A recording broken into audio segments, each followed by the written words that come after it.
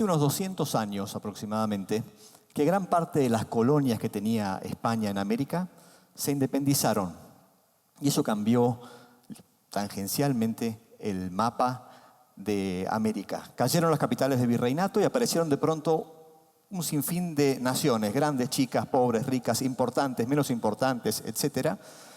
Pero cambió todo. Esto fue en un efecto tipo dominó, más o menos entre 1810 y 1820.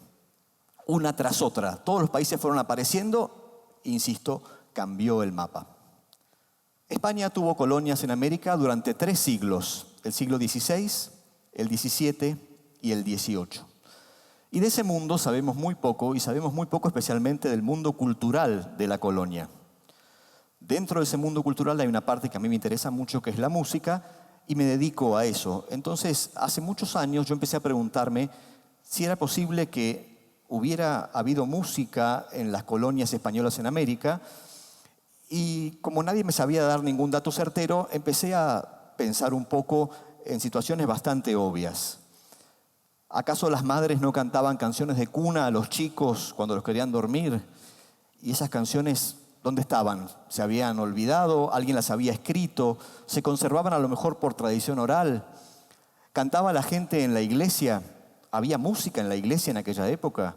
¿Y esa música cómo era? ¿Profesional? ¿Había un conjunto rentado que cantaba y tocaba? ¿O cantaba la gente canciones devotas porque lo hacía para colaborar?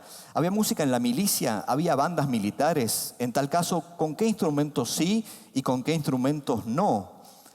Y por último, ¿cantaría la gente en sus casas? ¿Habría música en un casamiento o en un cumpleaños para bailar, para cantar o para escuchar? La respuesta a todo esto es que sí. Pero me costó un buen tiempo encontrarla, certificarla y tener una respuesta verdaderamente certera. Cuando era adolescente, en el colegio secundario descubrí la música antigua. Se entiende por música antigua toda la música que existió en Occidente hasta la muerte de Bach, que fue en 1750. Y me interesó mucho el Renacimiento y el Barroco, una época que coincide exactamente con las colonias españolas en América, el siglo XVI, repito, XVII y XVIII. Yo tocaba esa música, me sentía feliz, la tocaba todo el tiempo y me gustaba tocarla y repetirla, así con esa cosa adolescente de hacer y hacer y hacer y hacer y hacer. Pero en un momento dije, ¿cómo es posible que yo haga tanta música europea y de pronto no haga música de mi país? Es que no había música en Argentina en esa época. Pensemos que en los 80 no había internet, ni celular, ni las posibilidades que hay ahora de comunicarnos, de saber y de aprender, y que la única forma de intentar saber algo nuevo era o preguntar o leer libros. Busqué en las bibliotecas a las que tenía acceso y encontré casi nada. Le pregunté a mucha gente y tampoco encontré demasiada cosa. Entonces dije, bueno, iré buscando como sea. Y de algún modo prendí como si fuera un radar que a la primer cosa que saltara, que me pareciera importante, activaba en mí una alarma. Una nota de una revista de lo que fuera, de divulgación, de moda, del diario del domingo, etc. Un artículo en el diario, un comentario de alguien, una palabra. Sabía que alguien era profesor de historia y le preguntaba, que alguien daba clase de historia de la música y le preguntaba. Pero nadie sabía decirme nada, el tema parecía no existir, no importar. Y en mi mente adolescente esto era una locura. Yo decía, ¿cómo puede ser que si hay manuales para aprender física, química, matemática, medicina, idioma, geografía, historia, e inclusive historia de la música, no hay un manual o un libro que enseñe la historia de la música en América Latina? ¿Cómo es posible que eso pasara? A fines de los 80, cuando yo estaba todavía en el colegio secundario, ocurrió algo que fue muy importante y muy casual. En el cine se estrenó la película La Misión, esa película en la que actuaban Robert De Niro y Jeremy Irons, que contaba un poco de la vida en las misiones jesuíticas de América del Sur e inclusive el ocaso de las misiones. Y me enteré por un comentario de una señora que la película era muy buena, pero que además tenía una música muy interesante que era cantada por los indios guaraníes. Eso me llamó la atención y dije, tengo que ver esa película. Fui al cine y vi una película despampanante, espectacular, una película increíble con las cataratas del Iguazú, con la selva, con un mundo visual que yo no me imaginaba, pero además con una música que era espectacular, que sonaba así y que a mí me dijo, bueno, esto es lo que yo estoy buscando, me parece.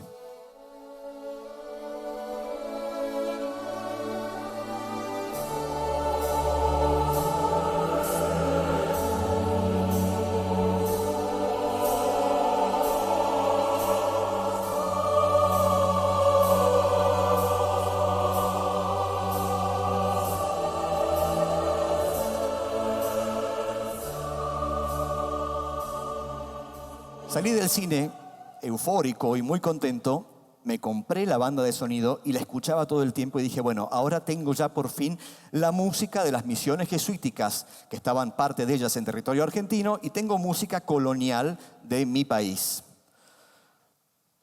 Pero alguien que sabía más en esas preguntas que yo hacía a todo el mundo me dijo que no, que esa música no era colonial ni era histórica. Era música nueva, compuesta por Ennio Morricone, un compositor de música de cine muy famoso, y que era muy linda, por supuesto, pero que eso no era una música histórica. Yo no buscaba eso. Entonces, bueno, seguí buscando, preguntando y preguntando.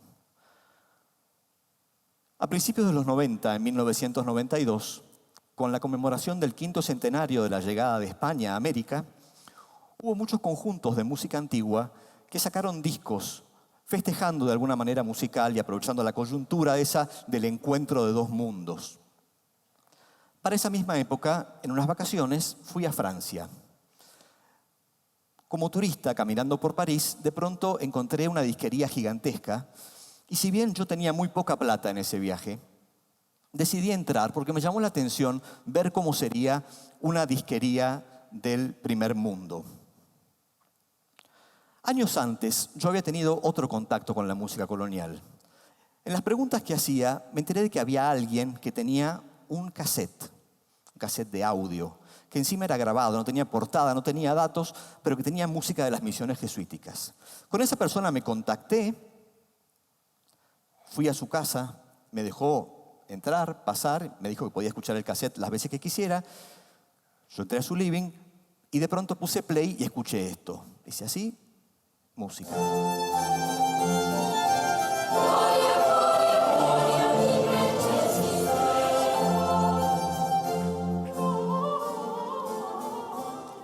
Esta sí era música histórica. Era música de Domenico Zipoli, un compositor italiano que había vivido en Argentina, en la ciudad de Córdoba, y que había escrito música para las misiones jesuíticas.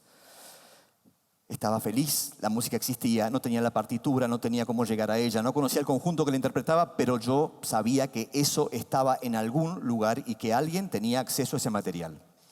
Entonces, vuelvo a mi viaje a Francia, entro a la disquería, quiero ver qué hay por curiosidad y me encuentro un display grande, más o menos así, que anunciaba el lanzamiento de un disco de Domenico Zipoli con música de las misiones jesuíticas de América del Sur. Me dio una felicidad tan grande y tan enorme que me acerqué y busqué datos para ver qué había y para más sorpresa había una columna con auriculares donde uno podía poner play, agarrar un par de auriculares y escuchar esa música.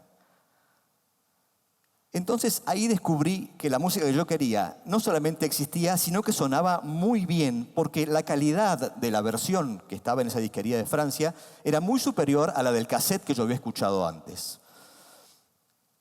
Ese disco, que al final me lo terminé comprando porque lo vi y me gustó, tenía buen diseño y lo acaricié y no pude resistirme, fue el disco más caro de mi vida y me costó $30. En un viaje en el cual yo tenía muy poca plata para cada día de mi estancia en Europa. Pero no me importó nada, y sin ánimo de romantizar ni de que esto parezca una cosa casi como de dar pena, me privé de varias cosas durante los días subsiguientes por tener el disco. Pero lo tenía y me lo pude llevar a mi casa. A la vuelta del viaje, leí el booklet de ese disco y me enteré que el repertorio había sido transcripto y encontrado por gente de mi país. Me contacté con ellos y lo que yo quería era pedirles la partitura, porque yo hacía música y entendía que lo único que se podía hacer con la música en ese momento, con la cabeza que yo tenía en esa época, era tocarla o cantarla o dirigirla. Entonces fui y me acerqué a la persona que había buscado el material, le pregunté, me dio datos, le pedí la partitura y me dijo que no me la podía dar porque había ciertas restricciones con ese material y no podía dárselo a nadie. Se me cerró ese camino y nada, lo dejé como olvidado.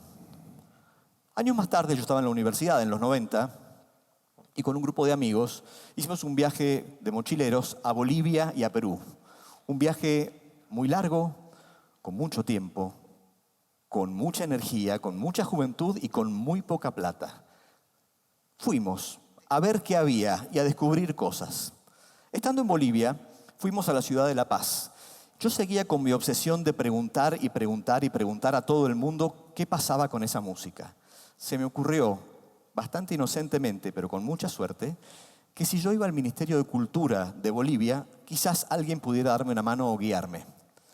Fui al ministerio, mesa de entradas, una persona que me atendió, yo con mi cara de nada, y les dije, ¿hay alguien aquí en Bolivia que sepa algo de la música de las misiones jesuíticas que había en Bolivia?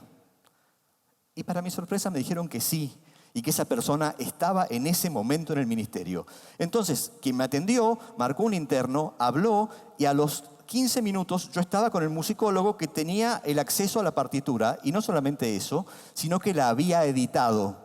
Y la partitura estaba en venta en un local que estaba a 2 cuadras del Ministerio Reales. Imagínense la felicidad total. Este hombre me dio muchos datos, charlamos mucho, establecimos contacto, me acompañó a comprar el libro y de pronto yo tenía la partitura en la mano y dije, ya está, gané, tengo el material, vuelvo a mi casa, junto gente, un coro, sopranos, contraltos, violines, etc. Y armo con esto un concierto y me doy el gusto de hacer la música que yo quiero. Pero ese viaje, que fue muy divertido y muy intenso, me permitió aparte encontrar otras cosas. Y ahí descubrí que esta música tenía un contexto que yo no imaginaba. Altares inmensos, policromados, altares con pan de oro que brillaban muchísimo en la oscuridad de los templos, palacios con piedras talladas. Empecé a preguntarme entonces, bueno, ¿cómo era la gente que venía acá? ¿Cómo se vestía? ¿Cuánta tela había adentro? ¿Esa tela hacía que el sonido fuera mejor o peor? ¿Qué comía esta gente? ¿Qué calor o frío hacía en cada lugar? Entonces dije, si yo quiero interpretar esta música, necesito saber también el contexto. Volví de ese viaje, seguí mis estudios y de pronto dije, bueno, la cosa ya no es la música de mi país ni de los países vecinos, sino entender que las colonias eran a lo largo de una extensión casi continental y si quiero entender esto tengo que empezar a viajar para ver esos contextos que tanto me interesan.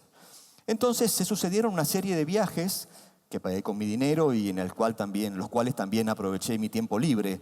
Mis vacaciones fueron para descubrir ese contexto y para pasarlo bien también, porque también fui a la playa, salí con amigos, fui a bailar, fui a comer, recorrí selvas, montañas, lagos, botes, lo que fuera. O sea, anduve en todo tipo de cosas y en el medio de eso yo buscaba material. Y fui, entonces, por diversos lugares de Argentina con ciudades históricas, fui a Uruguay, fui a Chile, fui al Brasil, fui a Paraguay, a Bolivia, a Perú, a Ecuador, a Colombia, después fui a Guatemala, a México, a Cuba.